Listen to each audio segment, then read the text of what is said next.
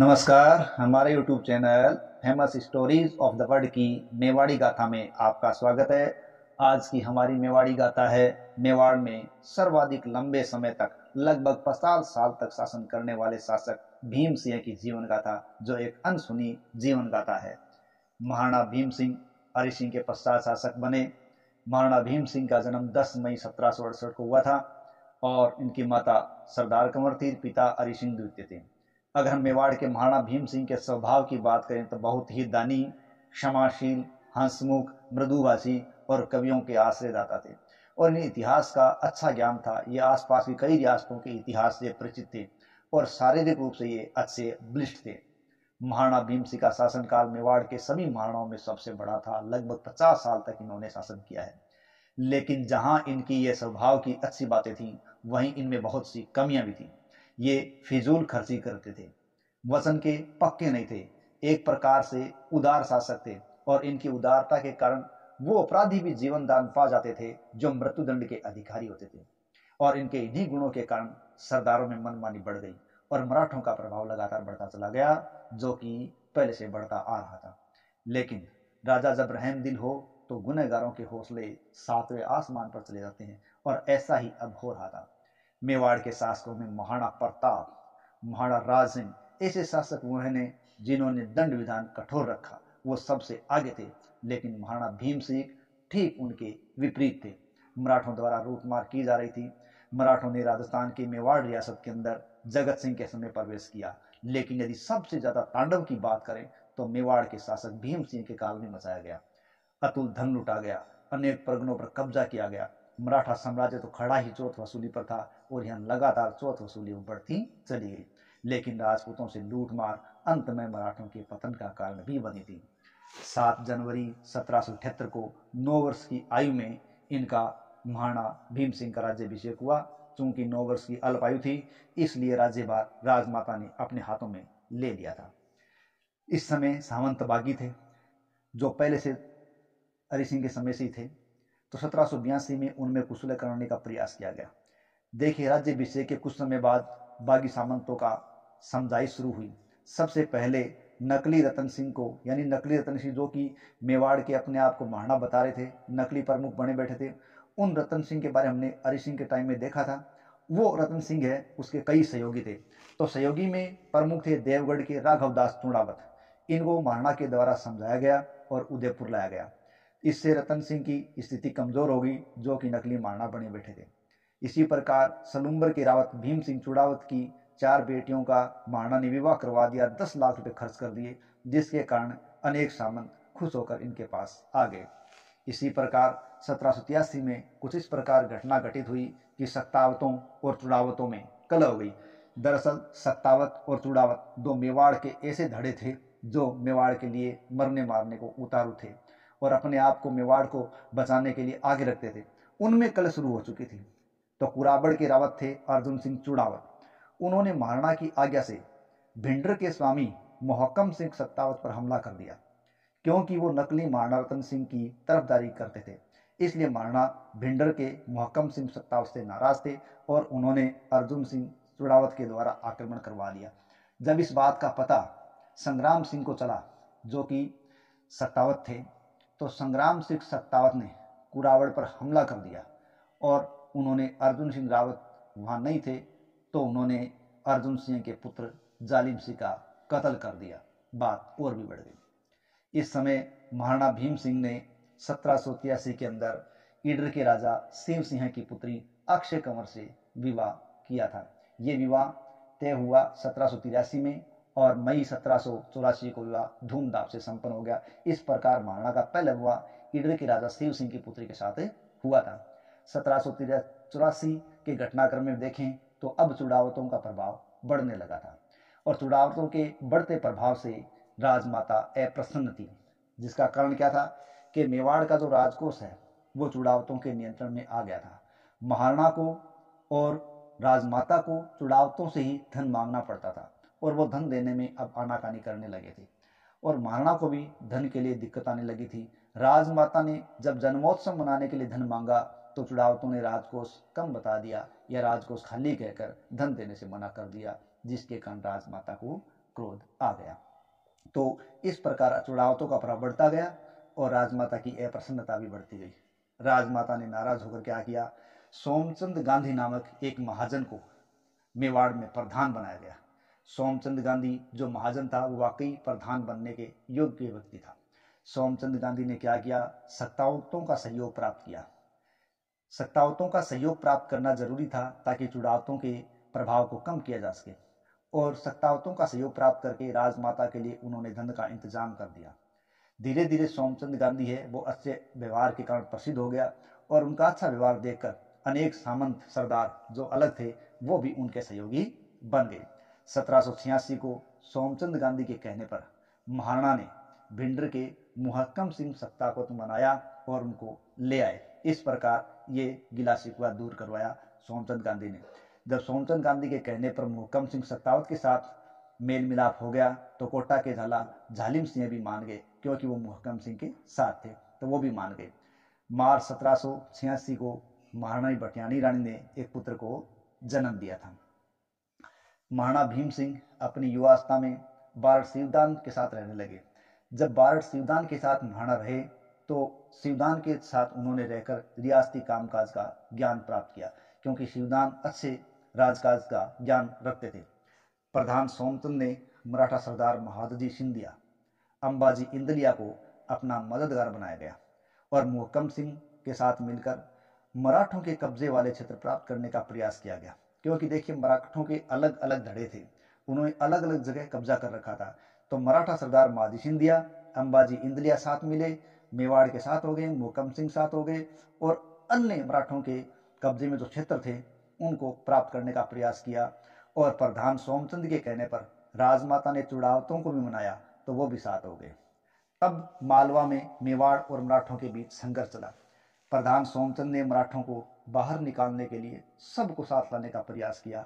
उन्होंने बाद में जयपुर और जोधपुर से भी बात कर ली।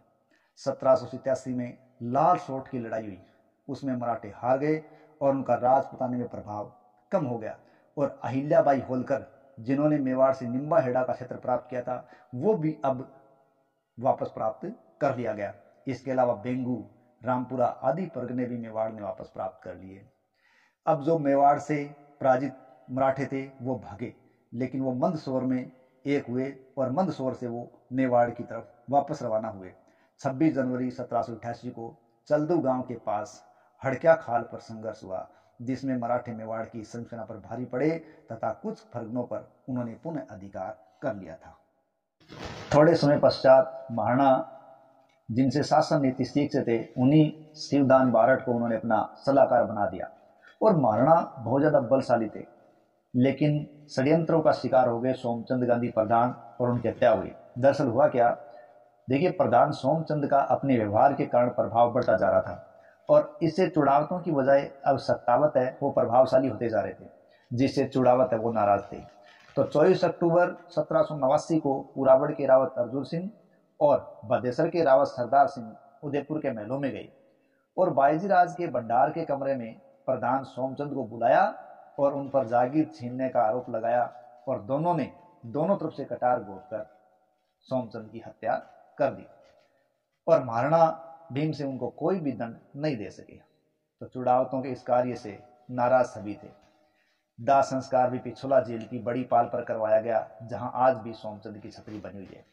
महाराणा ने बात को ठंडा करने के लिए सोमचंद के भाई सतीदास को प्रधान बना दिया और उसके छोटे भाई शिवदास को उसका सहायक बना दिया। लेकिन ये क्या, ये दोनों तो प्रतिशोध की आग में जल रहे थे, और प्रतिशोध लेने के लिए रावत अर्जुन सिंह को अकाला के पास इन्होंने हरा दिया।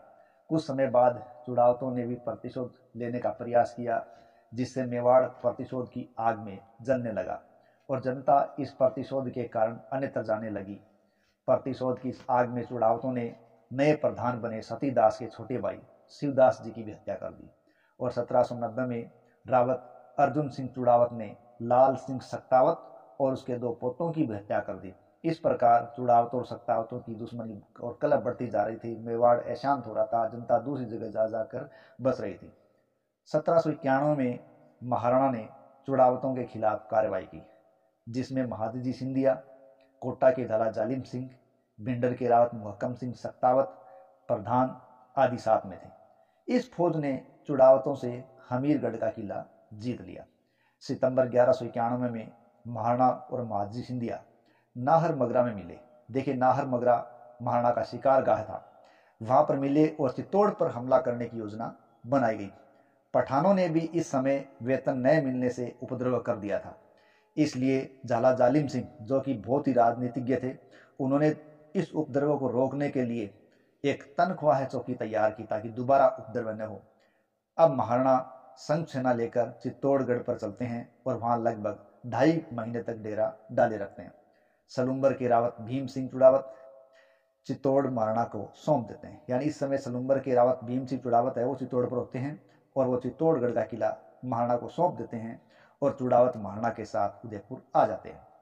महादजी सिंधिया अब पूना जाना चाहते हैं और पूना जाने से पहले मेवाड़ में व्यवस्था ठीक करने के लिए अंबाजी इंद्रिया को अपना प्रतिनिधि मेवाड़ में नियुक्त करके जाते हैं। 6 दिसंबर 1792 को मेवाड़ की संयुक्त सेना कुंभल की तरफ रवाना होती है। कुंभलगढ़ की तरफ रवाना क्यों होती है? क्योंकि नकली रतन सिंह कुंभलगढ़ पर ही बैठा था। उधर जाते समय समीचा गांव में नकली रतन सिंह के सहयोगी जोगियों से उनका संघर्ष होता है और वो जोगियों को हरा कर आगे बढ़ते हैं और कुंभलगढ़ पर कब्जा करने में कामयाब हो जाते हैं और नकली महाराणा रतन सिंह को वहां से भागना पड़ता है। देखिए, अंबाजी इंदलिया है, वो हालांकि एक लुटेरा था, पर सिंधिया की संधि के कारण उसने मेवाड़ को काफी फायदा पहुंचाया। 1794 में महाराणा ने ईडर के राजा शिव सिंह की दूसरी पुत्री गुलाब कंवर से शादी की और इस शादी से लौटते समय उन्होंने डूंगरपुर को घेरा और 3 लाख रुपए प्राप्त किए। क्यों? क्योंकि डूंगरपुर उस शादी में शामिल नहीं हुआ और यहाँ के शासक थे रावल फतेह सिंह। इसी समय अंबाजी ने महाराणा का साथ दिया तो बांसवाड़ा और देवलिया पर भी हमला किया गया और वहां से भी 3-3 लाख रुपए लिए गए। देखिए, मेवाड़ की हालत इस समय खराब थी क्योंकि एक तो महाराणा की माता का देहांत हो गया, दूसरा महाराणा की बहन चंद्र कंवर बाई का विवाह जयपुर के कछवा शासक प्रताप सिंह से तय हो गया और साथ ही साथ बारिश से पिछोला झील का बांध टूट गया। इन सब कार्यों में महाराणा ने काफी धन खर्च कर दिया था और साथ ही साथ 60 लाख रुपए इन अंबाजी को भी देने थे, तो ये समस्या आर्थिक रूप में खड़ी थी। इसी समय हमीरगढ़ का युद्ध हुआ। देखो, 1794 में जब महादजी सिंधिया का देहांत हो गया तो उनका भतीजा दौलत राव है, वो उनका उत्तराधिकारी बना। अब वो मेवाड़ को सहयोग देने के लिए तैयार नहीं था, इसलिए उसने अंबाजी को पूर्वी भारत में भेज दिया और यहाँ मेवाड़ का प्रबंध भार है वो गणेश पंत को सौंपा गया। लेकिन गणेश पंत ने क्या किया? मेवाड़ पर कहर बरपाना शुरू कर दिया और लूटमार जुल्म आदि शुरू कर दिए। 1796 को गुलाब कंवर ने एक पुत्र को जन्म दिया और इसका नाम अमर सिंह रखा गया। 1796 में ही अजीत सिंह चुड़ावत और अंबाजी इंदलिया के बीच एक संधि हो गई जो 10 लाख रुपए में होगी, जिसे चुड़ावतों का प्रभाव बढ़ गया क्योंकि अब इसको अंबाजी का साथ मिल गया था। और इन्हीं दिनों में सलुम्बर के रावत भीम सिंह चुड़ावत ये महाराणा भीम सिंह के पास आए हुए थे और उन्होंने प्रधान सतीदास के कारनामों के बारे में बताया कि वो किस प्रकार चुड़ावत सत्तावतों को लड़ा रहे हैं। इसलिए महाराणा ने प्रधान सतीदास को और सहयोगी जयचंद गांधी को कैद कर लिया। महाराणा ने अब अगरचंद को नया प्रधान बना दिया और इस बात के लिए भीम सिंह चुड़ावत को सम्मान भी मिला। मई 1798 में क्या हुआ कि महाराणा ने ईडर के राजा भवानी सिंह राठौड़ की पुत्री से विवाह किया। सलुम्बर के रावत भीम सिंह चुड़ावत ने अब अंबाजी को खदेड़ने के लिए जोधपुर से बात की, क्योंकि अब अंबाजी वो सहयोगी नहीं रहे, तो जोधपुर से बात की। तो जोधपुर ने भीम सिंह महाराणा की पुत्री कृष्णा कंवर से विवाह का प्रस्ताव रखा और ये विवाह का प्रस्ताव ही बाद में मेवाड़, आमेर और जोधपुर के बीच एक विवाद का कारण बन गया और इस विवाद को शांत करने के लिए कृष्णा कंवर को बाद में जहर देकर मारना पड़ा। ये कृष्णा कुमारी विवाद हम अगले पार्ट में जानेंगे। महादजी सिंधिया का दूसरा प्रमुख अफसर था ब्राह्मण लकवा। चुड़ावतों ने अंबाजी और लकवा दोनों को ही आपस में लड़ाने का प्रयास किया, तो लकवा ने मेवाड़ के प्रबंधक गणेश पंत को हरा दिया। लकवा की फौज मेवाड़ से मिल गई, जिन्होंने हमीरगढ़ पर हमला कर दिया जहां गणेश पंत ठहरा हुआ था। लेकिन अंबाजी ने गुलाब राव कोदब के नेतृत्व में एक सेना भेजी जिसने मेवाड़ को हरा दिया और मेवाड़ी सेना को भागकर शाहपुरा भीलवाड़ा में शरण लेनी पड़ी, लेकिन उपद्रवों से शाहपुरा में लगभग जनता बहुत कम रहती थी। 1798 में मेवाड़ी फौज ने हमीरगढ़ पर दोबारा हमला किया। गणेश पंत हमीरगढ़ छोड़कर भाग गया। इस प्रकार दौलत राव सिंधिया के अफसर आपस में ही लड़ने लगे। अंत में लखवा को मेवाड़ की सूबेदारी प्राप्त हुई थी। 1799 में मेहता अगरचंद का निधन हो गया तो महाराणा ने उनके बड़े पुत्र देवीचंद को अपना मंत्री बना लिया गया। 1800 ईस्वी में सलुम्बर के रावत भीम सिंह चुड़ावत, पुराबड़ के रावत अर्जुन सिंह चुड़ावत और विंडर के मुहक्कम सिंह सत्तावत की मृत्यु हो गई तो लखवा ने शाहपुरा में जहाजपुर का परगना जीतकर महाराणा को दिया और महाराणा ने ये प्रधानमंत्री देवीचंद को सौंप दिया। इसके बाद लखवा मेवाड़ से चला गया, लेकिन वो मेवाड़ में जसवंत राव को छोड़ गया। लेकिन जसवंत राव मेवाड़ में वो काम नहीं कर पाया जो लखवा आदि ने किया था। 1802 में सिंधिया की फौज जब मेवाड़ आई तो जसवंत राव होलकर वो नाथ द्वारा पहुंचा और वहां गोस्वामियों को लूटा। तो मेवाड़ के महाराणा ने नाथ द्वारा से पहुंची हुई गोस्वामी की, लोगों की और मूर्तियों की रक्षा की और बाद में उन्होंने गसियार में एक भव्य मंदिर बनाकर वहां पर मूर्तियां स्थापित करवाई। लेकिन 1807 में ये मूर्तियां पूर्ण नाथ द्वारा में स्थापित करवाई गई। इन सब कार्यों से जसवंत राव क्रोधित है और उन्होंने जो नाथ द्वारा है उसमें काफी लूटमार की थी और मेवाड़ को उसमें 3 लाख रुपए भी देने पड़े थे। कुछ समय बाद सिंधिया के अफसर लखवा की मृत्यु हो गई। देखिए, प्रधान मेहता थे मौजीराव। देखिए, मौजीराव जो प्रधान थे उन्होंने महाराणा को सलाह दी कि यूरोपियन ढंग से शिक्षित सैनिक मेवाड़ी सेना में भर्ती करो ताकि उनका खर्चा मेवाड़ी सरदार उठाएं और मेवाड़ को इन सभी झंझटों से मुक्ति दिला सके। इस मौजीराव की इस बात से सरदार नाराज हो गए क्योंकि पैसा उनको देना पड़ रहा था, इसलिए वो नाराज हो गए। तो उन्होंने मौजीराव को प्रधान पद से हटवाया और सतीदास को पुनः प्रधान बनवाया, जो कि अब तक कोटा के जालिम सिंह के पास थे। उन्हीं दिनों जब लखवा की मृत्यु हो गई तो इस समय अंबाजी इंगलिया का भाई बालेराव, अंबाजी का भाई बालेराव सत्तावतों और सतीदास प्रधान से मिल गया। उसने महाराणा के पूर्व मंत्री देवीचंद चुड़ावत को कैद कर लिया। कोटा के जालिम सिंह हैं, वो भी सत्तावतों से आकर मिल गए। बालेराव ने महाराणा से मई 1802 में मौजीराव को सौंपने की मांग की थी, क्योंकि मौजीराव जो पूर्व प्रधान से उससे सरदार नाराज थे। महाराणा ने ऐसा करने से मना कर दिया तो मराठों की फौज उदयपुर के महलों की तरफ बढ़ गई। लेकिन मौजीराव खुद साहसी व्यक्ति था, उसने बालेराव, जालिमगिरी, गुसाई और गुलामों को कैद कर लिया। इनको चुड़ावतों ने ही कैद करवाने में भी अपनी भूमिका अदा की थी, लेकिन इसका पता महाराणा को नहीं चला। कोटा के झाला जालिम सिंह जब इनको छुड़ाने के लिए मेवाड़ की तरफ बढ़े तो मेवाड़ से चुड़ावतों की फौज चली, जिसने मराठा फौज को हराकर गाडरमाला की तरफ भगा दिया। और इसके बाद तो प्रसिद्ध युद्ध हुआ जो चेजा घाटी का युद्ध कहलाया 1802 में। देखिए, मराठा सरदार बालेराव को कैद से छुड़ाने के लिए कोटा के झाला जालिम सिंह ने भिंडर और लावा के सत्तावतों को भी साथ लिया और चेजा घाटी की तरफ बढ़े। मेवाड़ की सेना ने 5 दिन संघर्ष किया और जालिम सिंह ने महाराणा से जब माफी मांग ली तो महाराणा ने उसके कहने पर बालेराव को रिहा कर दिया और उसे जहाजपूज का परगना भी दे दिया। लेकिन इस घटना के बाद झाला जालिम सिंह ने कभी भी मेवाड़ की खैर ख्वाही या खुशामद नहीं की। 1803 के समय में अंग्रेजों का प्रभाव भी लगातार बढ़ता जा रहा था, वो आगे बढ़ते जा रहे थे। जसवंत राव होलकर और दौलत राव सिंधिया जो आपस में शत्रु थे, अब अंग्रेजों के बढ़ते प्रभाव के कारण वो दोनों भी एक हो चुके थे और दोनों ने मेवाड़ पर कब्जा करने का प्रयास भी किया।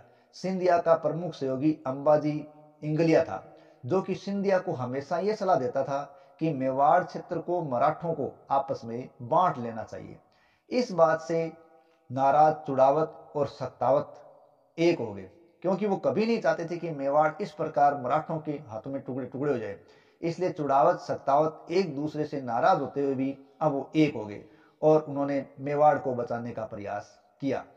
उन्होंने जसवंत राव होलकर को महाराणा की हालत से रूबरू कराया, यानी उन्होंने मिलकर जसवंत राव होलकर से बात की और मराठा जसवंत राव को बताया कि महाराणा की वर्तमान हालत क्या है, वो बहुत ज्यादा परेशानी में है, मेवाड़ के हालात आर्थिक से बहुत पंगु हो चुके हैं, राज परिवार की स्थितियां बेहद खराब है।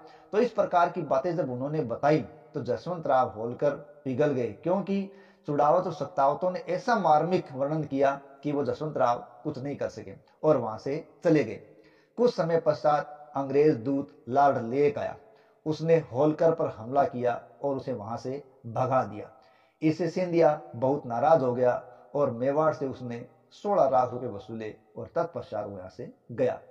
ऐसा इसलिए था कि मेवाड़ को अब पता चल चुका था कि मराठों से आसानी से पीछा बारी शक्ति के बिना नहीं छुड़ाया जा सकता, इसलिए उन्होंने बारी शक्ति का सहयोग लेना ही उचित समझा।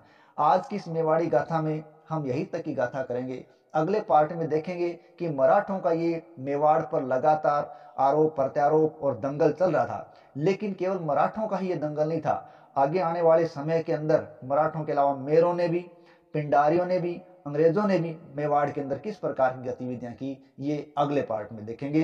काफी वीडियो लंबा न हो इसलिए इसको यहीं रोकते हैं। धन्यवाद। यदि हमारा प्रयास आपको पसंद आ रहा है तो प्लीज चैनल को लाइक करें, सब्सक्राइब करें, कमेंट करें। जय हिंद, जय भारत।